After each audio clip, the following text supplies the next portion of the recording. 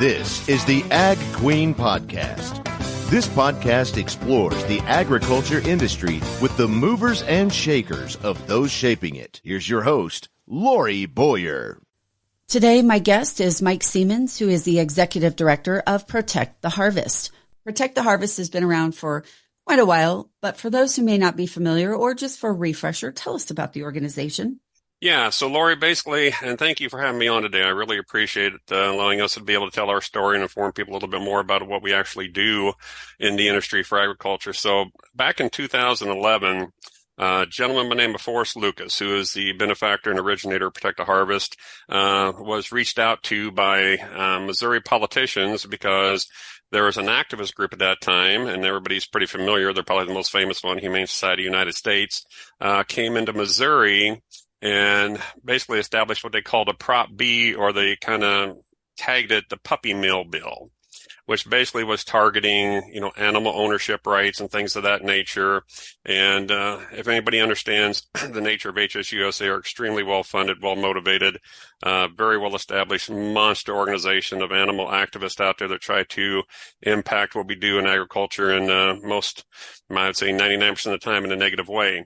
So they reached out to Forrest to try to get involved with that because they knew he was involved in agriculture. He has a Simmental operation up in Cross Timbers, Missouri, and but originally based out of Indiana, and he decided to get involved with it. And after that exposure to those issues, he kind of got irritated by what he saw, and like most people, did not realize what HSUS or the other activist groups had the ability to do negatively to agriculture.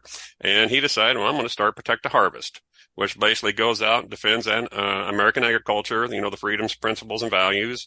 It stands up for food security. It defends property rights, animal ownership, water usage, basically all those things: hunters, fishermen, livestock owners, property owners, farmers, ranchers, you name it. That's what Protect Harvest stands up for. And they do it in a way that, comes through basically 3 or 4 different pillars.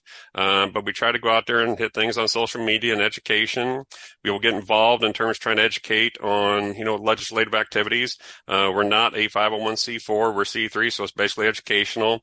And then if needed, we will get into litigation, such as amicus briefs and things of that nature. We've done a couple that we can talk about here in a little bit, but, it depends on where it goes. But, Forrest did that out of what he thought was what was needed, and was very effective in terms of how he did that, and had some nice success against some of these activist groups, which you usually don't do, especially when you start talking about some of the ballot initiatives that they've been successful with over the years. So it started in 2011. It's been going ever since.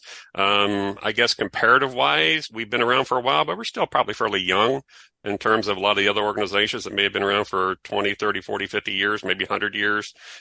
So, we're in there fighting a good fight for the people who, sometimes are nameless, don't have the ability to step out there and, reach the audience or try to get some support or efforts to help, them push back against either activist groups or, in this day and age, some of the federal overreach activities that are happening right now in terms of water rights, property usage, land, taking land for, green initiatives, things of that nature. So there's a lot of things out there that the general farmer, if they're out there stuck by themselves, they feel very lonely, and we try to help them, in those cases where they basically have no other resources to reach out to.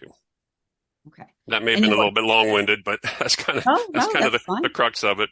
Yeah, you do. There's a lot to it for sure. And you work with people all over the country?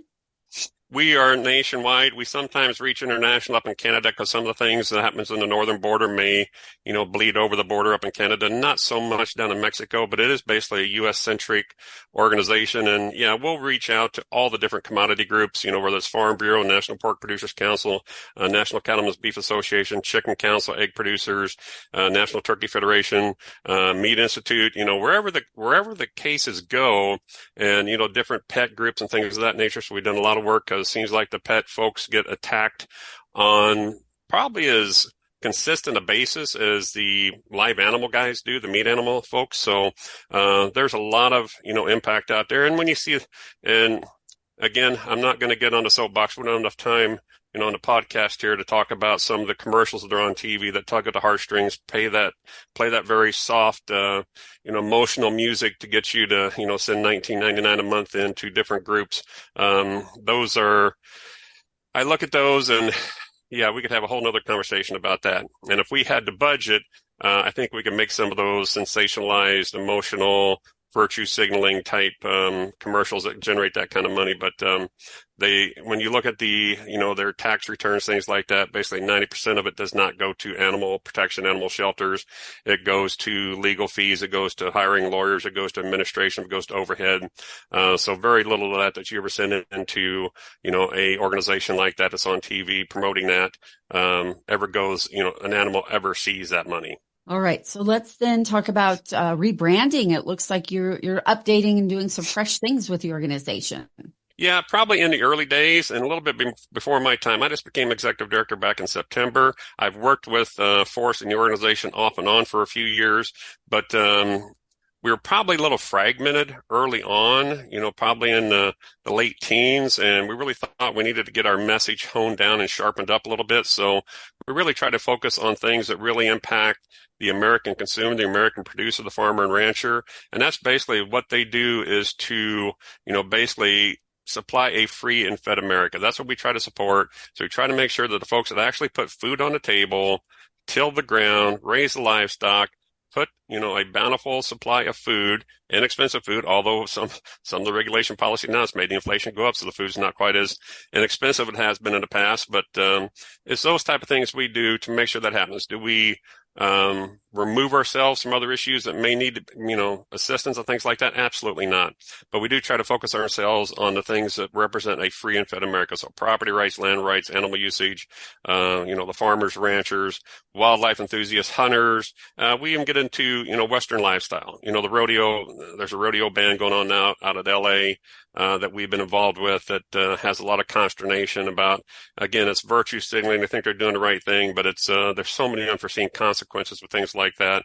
And then you get into the copycat, the Me Too type efforts, and it's just things have a tendency to snowball. But that rebranding was Free and Fed America, and we think that kind of hones in and actually identifies what we try to support and do as an organization. Now, when you say you're working with these groups, maybe could you give me just an example maybe or a better idea of what you do when you're actually working with someone? Yeah, so there's an effort going on right now, which I think is probably the biggest hot button issue right now is what we're looking at is the what they call the Denver slaughterhouse ban.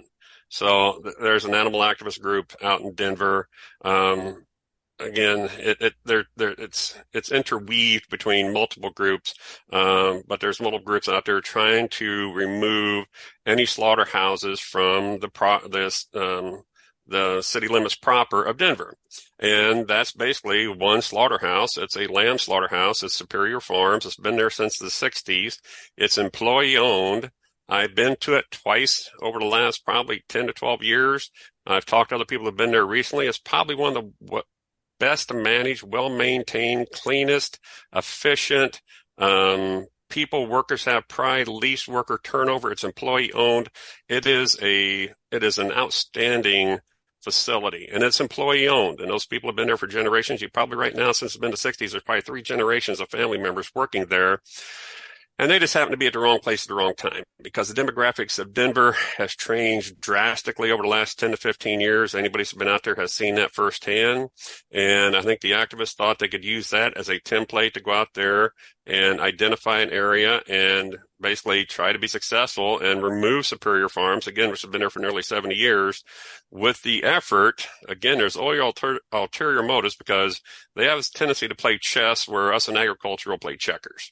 So they look at moves 3 or 4 down the line, and there's 2 of the biggest beef slaughter plants out there, one in Greeley, Colorado, one in Fort Morgan, that I think is their true goal, because if they can cripple Superior Farms, who is the largest lamb slaughterer in the country. I mean, they produce lamb for ethnic groups, East Coast, West Coast, all the way through the Midwest, and they are big. I mean, they are a big operation. Lamb is not as big as beef, obviously, if anybody understands, the actual red meat cycle in this country. But they are the biggest from the lamb standpoint. So their goal is to, basically cripple Superior Farms while getting in and eventually targeting 2 of the biggest beef slaughter facilities in the country. They're in Denver. If that happens, then they get a precedent. So we work with Farm Bureau. We work with the National Western Organization. We do social media. We will help with fundraising. We will do all kinds of things as needed within reason, because we have a budget that we got to maintain. So there's, like most everything, if anybody ever actually studied the budgets of the agricultural, I would say, the groups that propagate for animal agriculture versus the ones that are the activists on the animal side, it's probably at least a 100-to-1 budget difference. If they got 100 million, we have $1 million. If they got 500 million, we got that. So, I mean, they are monsters. They are juggernauts. And even though our ag industry is a behemoth in terms of size, what makes us great is our independence. What puts a target on our back is our independence. So, we're great at doing things independently because we don't want anybody overlooking on our shoulder, getting into our business, which is let us do our job. Let us produce, safe, nutritious food. But when we start getting attacked, being able to rally the troops and do things and push back against, we're much more on a reactive stage than we are proactive. It costs a lot of money to be proactive. The reactive seems to be our, what we've done in the past. And I think we're getting to a stage. So I've been doing this for about, oh gosh, show my age now, 25 years since the University of Wisconsin days. Been working in the animal activist side and against activism. And I think I've seen more happen in the last 5 to 7 years in terms of aggressive attacks against our industry, both from the activist side and from, basically government. So you can normally see who's coming at you with the activist side, but now you got to look over your shoulder saying, well, who's coming behind you that you think should be supporting you, promoting with you, but they don't do that. So those are some of the things that, we deal with that we got to keep working on. But, we try to do things. We try to bring coalitions together. We will try to help with fundraising. We will do broad social media activities, to try to get the word out there. And again, I'm confident that slaughterhouse ban will not pass. I think there's enough folks out there and they've got enough efforts in place and enough oars in the water that, it's probably still going to be, 47-53. It's still going to be close just because of the demographics of Denver.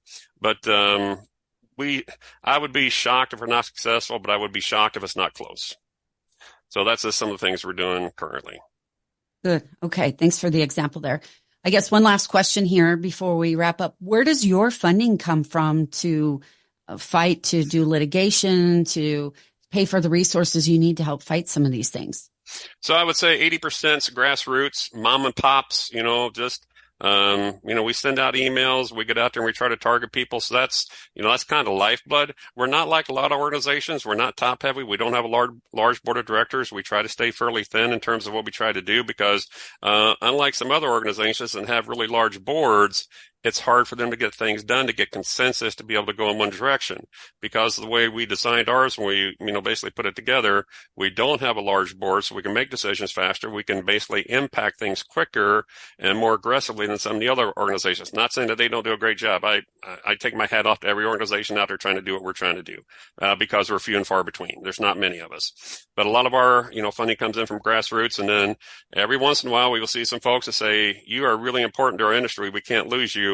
And there may be a larger contribution. So there are some farmers and ranchers that have ways and means about them that, we talk to on a regular basis. We're not a hard sell. We think what we do pretty much sells itself.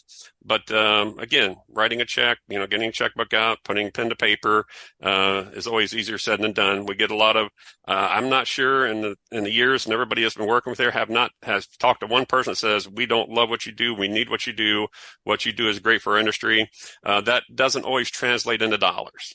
So emotional wise, we got a lot of great cheerleaders out there. We need the cheerleaders to be a little more solid when it comes to donations, but I'm not criticizing them. Right now we're in a tough time.